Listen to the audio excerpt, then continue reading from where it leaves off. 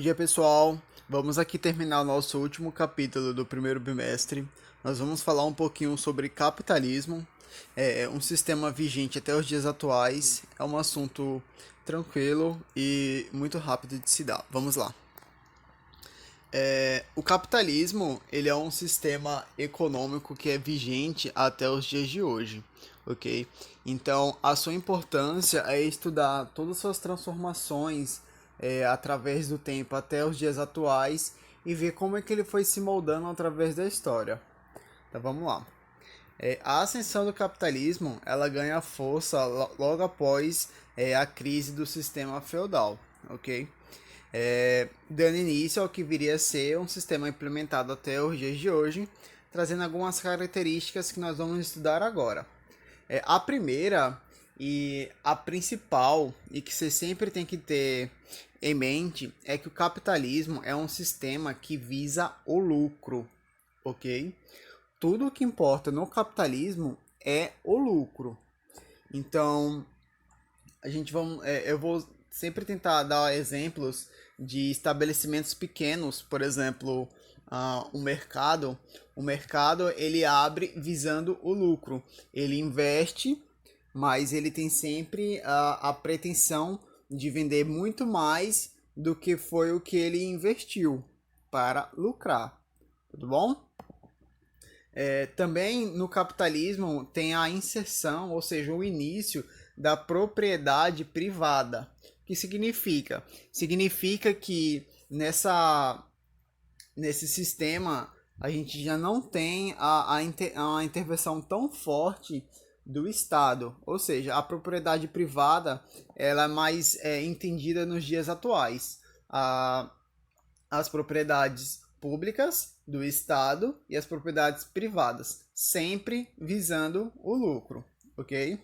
Economia de mercado livre. Essa economia de mercado livre é importantíssima, porque como eles têm a obsessão e o objetivo de obter lucro, então a economia de mercado ela tem que ser livre, porque ela tem que ser pautada na lei da oferta e da demanda, ok? Aquilo que está sendo produzido, aquilo que está sendo procurado vai ser produzido, sem interferência nenhuma no Estado, no que diz respeito à quantidade do que a gente vai produzir e do preço, principalmente do preço, tem que ser livre, tem que ser pautado na necessidade mesmo, que era o que acontecia, por exemplo, nos tempos de colonização.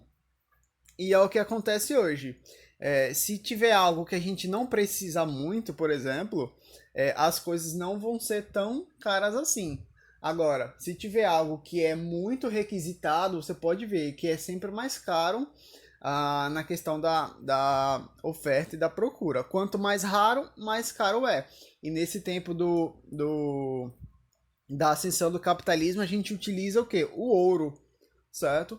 Quanto mais raro, mais caro ele seria, sempre tendo uma economia livre. Ou seja, o capitalista que colocava preço naquele valor dele. Não o Estado falava, ó camarada, você não pode colocar um preço tão alto assim. Não. E divisão de classes. Aqui nessa divisão de classes, a gente começa a ter o começo da nossa desigualdade social. Porque a gente vai ter a divisão entre. Aqui nós vamos ter o início da burguesia, ok? E a divisão entre quem tem os meios de produção e que tem a força de trabalho. Ou seja, o capitalismo, até os dias atuais, ele é pautado da seguinte forma. Tem o empregado, que são as pessoas que trabalham, e tem aqueles que têm os meios de produção. Ou seja, as máquinas, as empresas, o empregador. Aquele que visa o lucro daquilo que o empregado está fazendo, entendeu? No caso, o patrão. Vamos lá. Aí, ó, o capitalismo ele tem 3 fases que vocês precisam compreender, ok? Pausem o vídeo, peguem um caderno e copiem exatamente o slide no caderno de vocês. Essas informações serão muito úteis. Vamos lá. O capitalismo ele tem 3 fases. A primeira delas é o capitalismo comercial, ok? Esse capitalismo comercial, ele se firmou lá no século XV, que foi o período das expansões marítimas e das grandes navegações. Então, nessa época, o mundo ele estava se expandindo de uma forma nunca visto antes na história, ok? Certo? Então, como ele estava expandindo de uma forma muito rápida, muito veloz, muito eficaz, então essas trocas, esse capitalismo, ele estava muito acelerado, porque o conceito de capitalismo é basicamente as trocas, certo? Então, quando você tem a queda do velho mundo e a gente consegue, nas grandes navegações, expandir o nosso mundo, ou seja, antes era somente a Europa, aí as grandes navegações, que nem eu já mencionei a vocês, eles vão colonizar a América, a Ásia e a África. E como o capitalismo ele é um sistema que ele visa o lucro, então ele vai explorar esses locais para produzir e vender, que é a essência do capitalismo, ou seja, lucrar.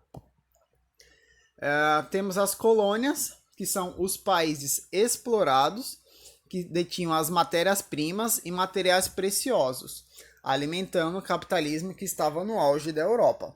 Ou seja, como é que funcionava aqui no capitalismo comercial?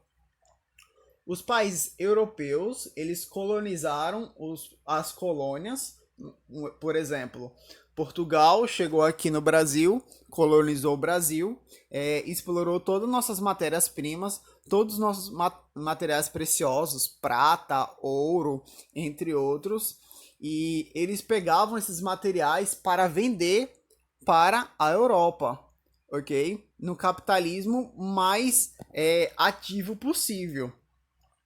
Então, dessa forma, eles conseguiam alimentar a sua economia, explorando e vendendo. Essa prática, ela é chamada de mercantilismo, porque ela é um modelo de produção, ok? E também temos a divisão internacional do trabalho. Pessoal, vamos prestar atenção aqui rapidinho, porque vai ter uma pergunta no livro sobre isso. Como é?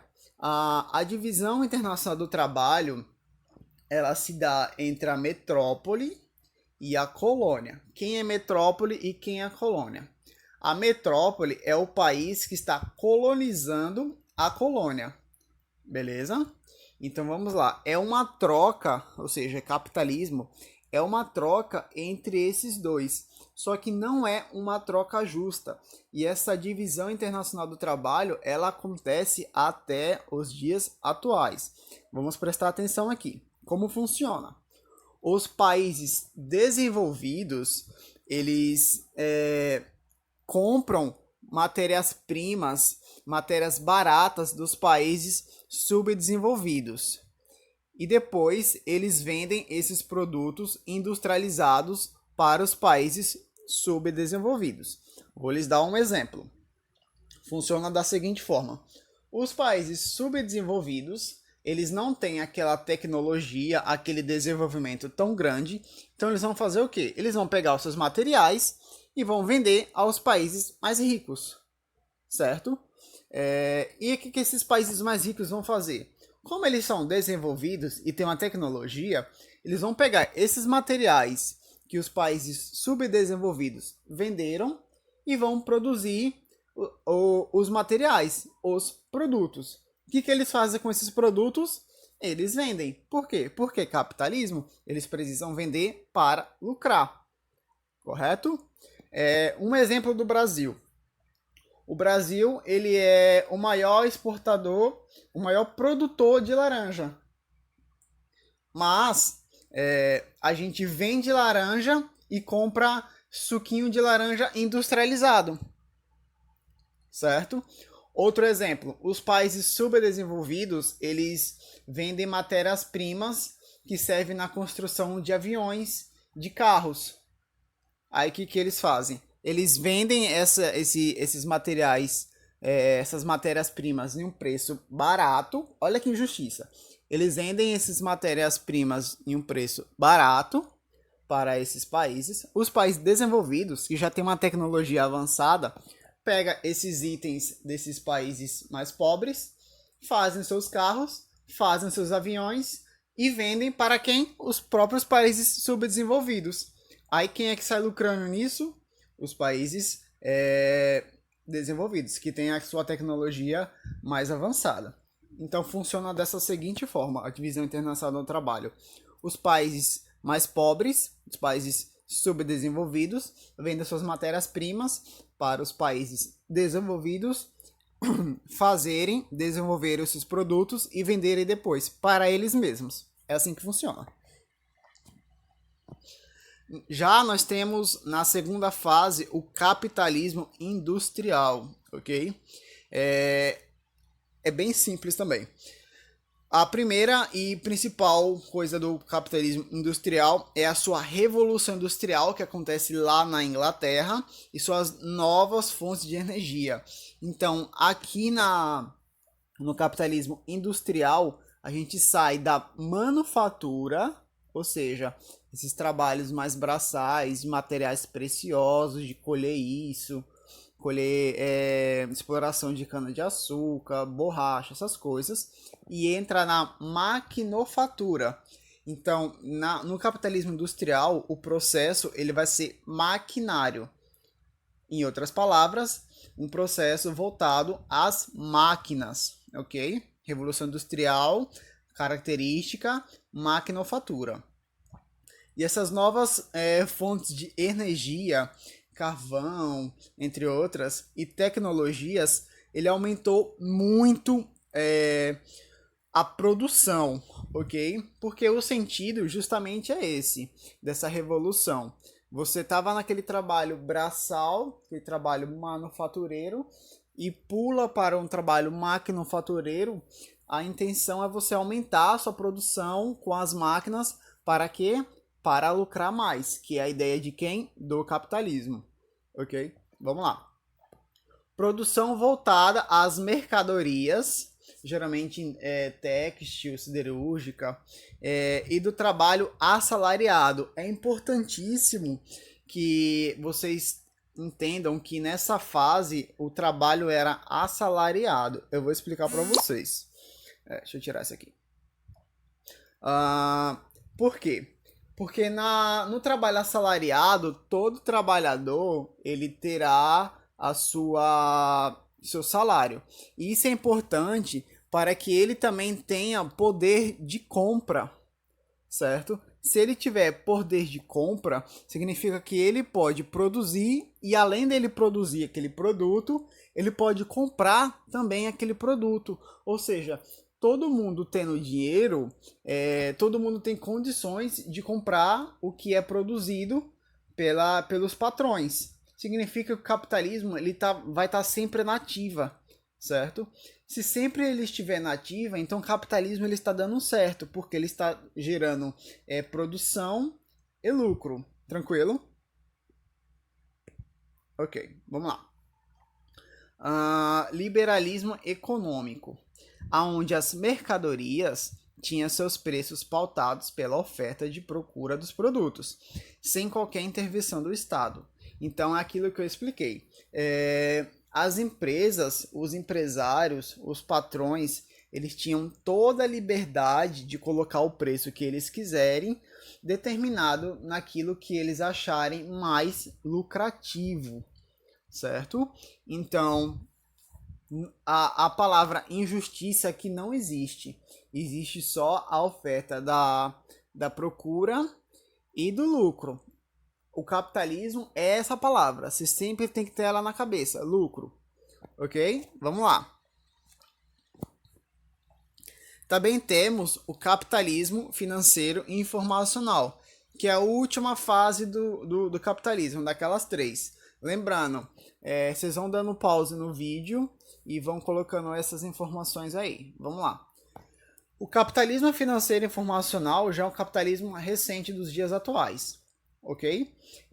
E ele é formado pelas grandes empresas e organismos financeiros. Então já é o nosso sistema nos dias de hoje.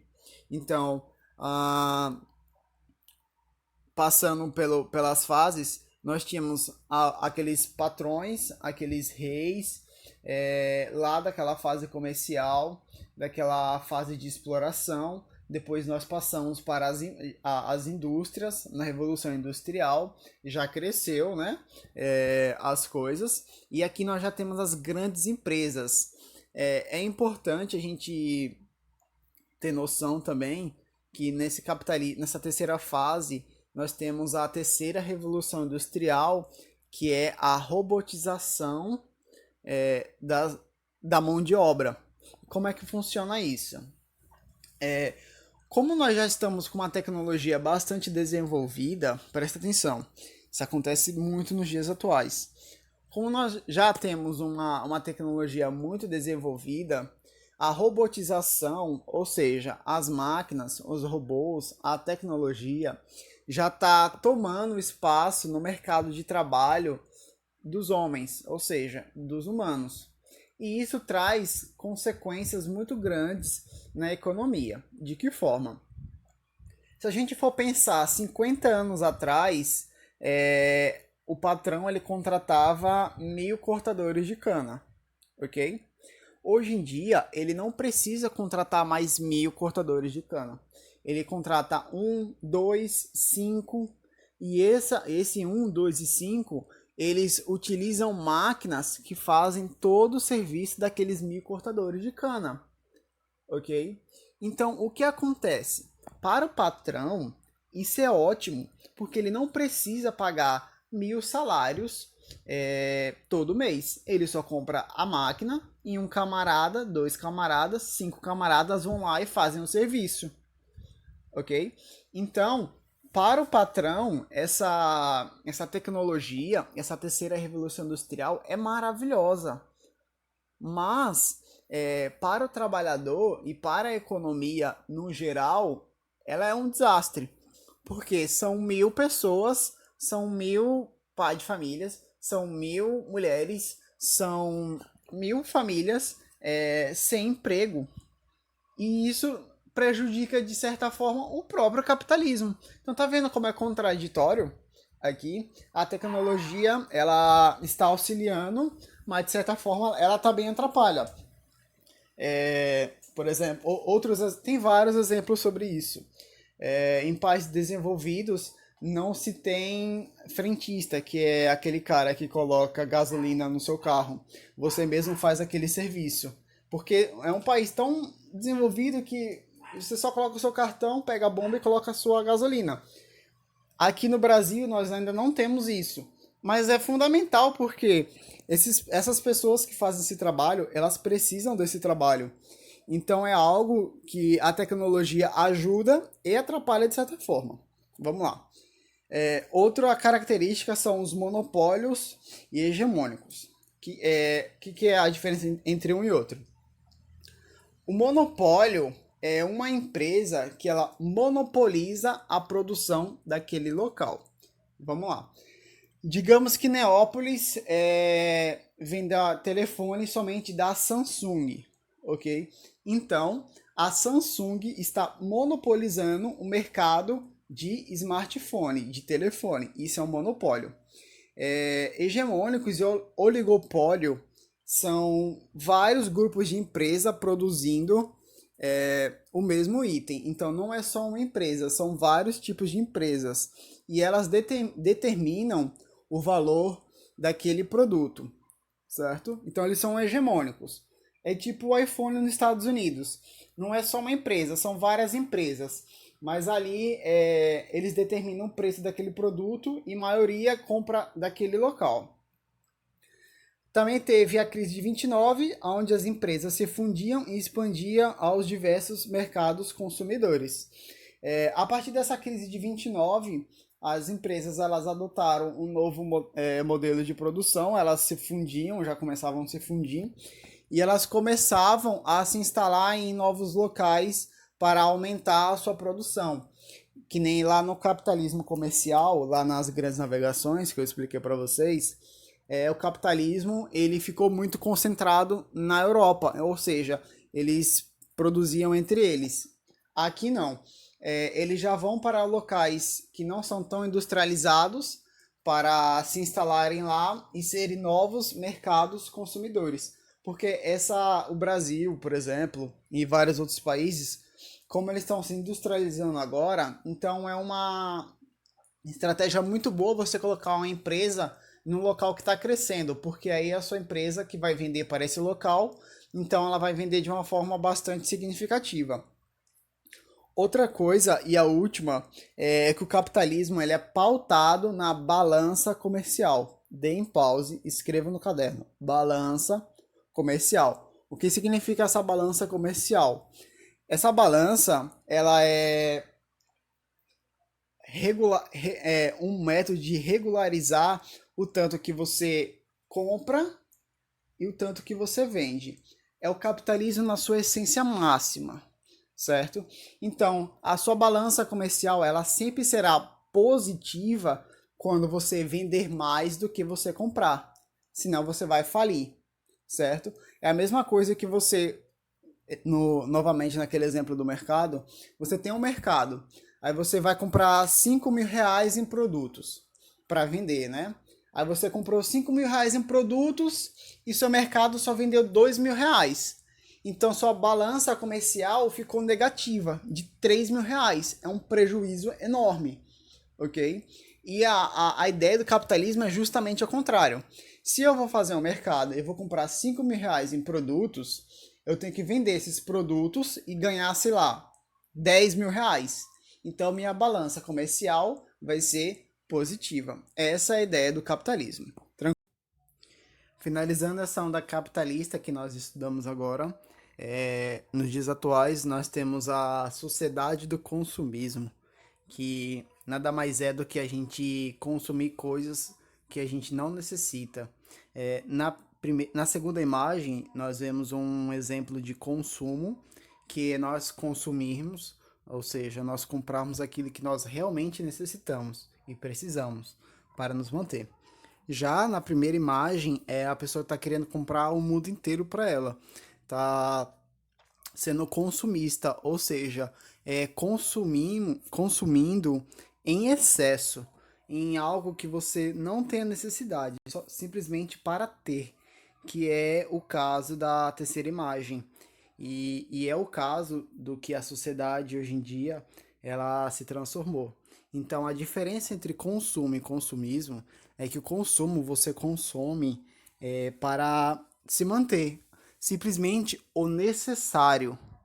Já o consumismo vai além do necessário, aquilo do qual você não precisa. Você vai querer sair e vai comprar 50 tênis, não há necessidade disso. Você vai querer comprar um telefone, comprar 10 telefones, comprar 10 carros, comprar 30 camisas, ou seja, você está sendo consumista. E pela experiência de vida que você já tem, vocês e dos seus pais, você já sabe diferenciar quando vocês estão sendo consumistas ou tá só comprando para consumo, ok? E a nossa sociedade, ela tá sendo muito pautada no consumismo. O que acontece é que o nosso planeta ele tem que suprir essa demanda de consumismo, ou seja, todos os métodos de produção, as matérias-primas, tudo está sendo extraído do nosso planeta e ele não está aguentando tanta demanda assim de uma sociedade consumista. Ou seja, nós estamos esgotando os recursos naturais do nosso planeta para algo que a gente não precisa. Isso é um problema que o desenvolvimento sustentável traz a toda hora. E é algo que as sociedades elas conversam sobre, mas elas ainda não exercem. E cabe aí a reflexão da nossa atividade, certo? Qualquer dúvida que vocês venham a ter, eu estou disponível para vocês no WhatsApp e respondo as atividades do livro, tudo bom?